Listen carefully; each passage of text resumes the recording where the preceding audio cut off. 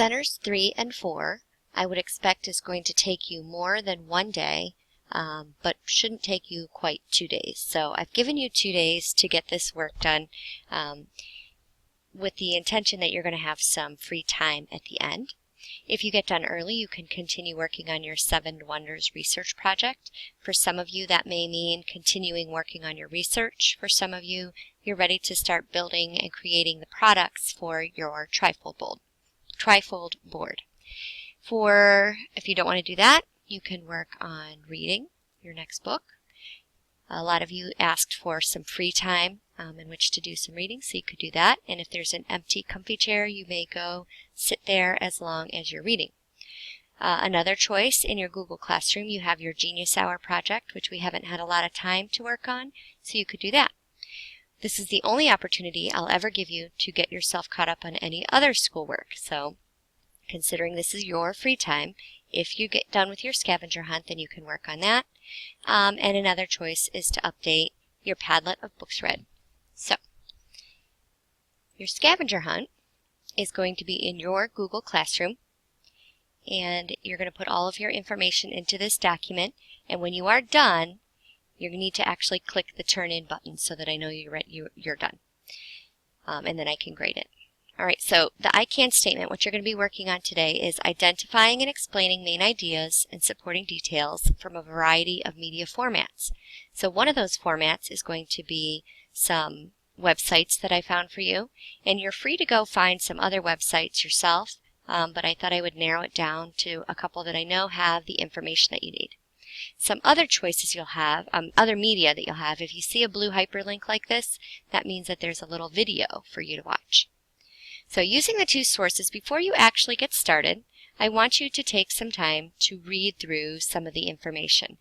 Again, get yourself a general understanding of the time period and the topic that you're going to be working on. And so there's the Renaissance website.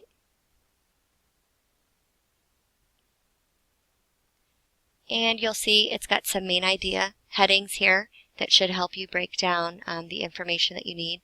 And it's pretty contained into one page, which is why I picked this website. And the other one is specifically a Renaissance for kids. And again, it's got really one page of information that's going to give you most of your information.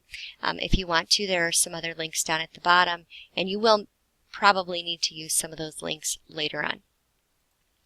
So to start with, you're going to just explain what the term Renaissance means, here, a definition, and why it was such an important movement in history. Why is it so important that we actually spend time studying it in 7th grade at this point in 2016?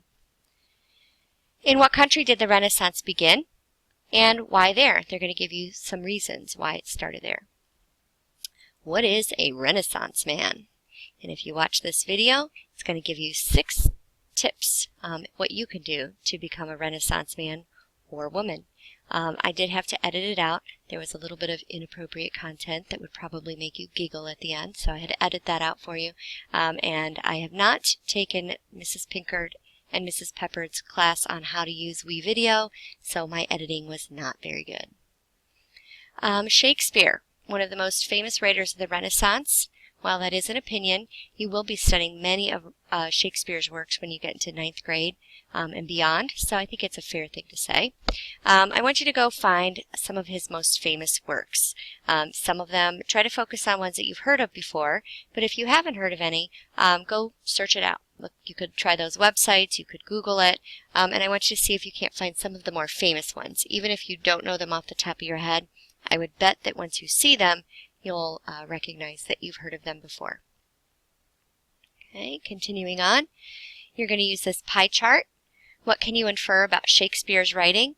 So you're going to have to look at the heading of the chart and what information it gives you in the chart, and explain your answer in complete sentence using some evidence that you found.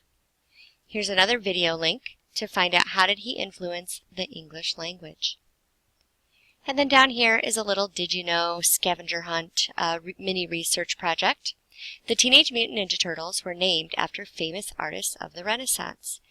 Identify one important idea that Leonardo da Vinci and Michelangelo brought forth. Find an image of one of their most famous pieces and explain the importance of that piece, trying to use as many of these terms as you can: secular, frescoes, humanism, realism, and perspective, which means you're going to have to define them first. So I put a little box here for you to go back and look for these definitions. Once you know the definitions, you want to try and apply how these terms fit into the workings of Leonardo and Michelangelo. Now if you click here, there's an example video that I did that shows you how to fill this in using Raphael, which is one of their other Ninja Turtles. And this is a link to a good website that you might want to use for your research. Okay?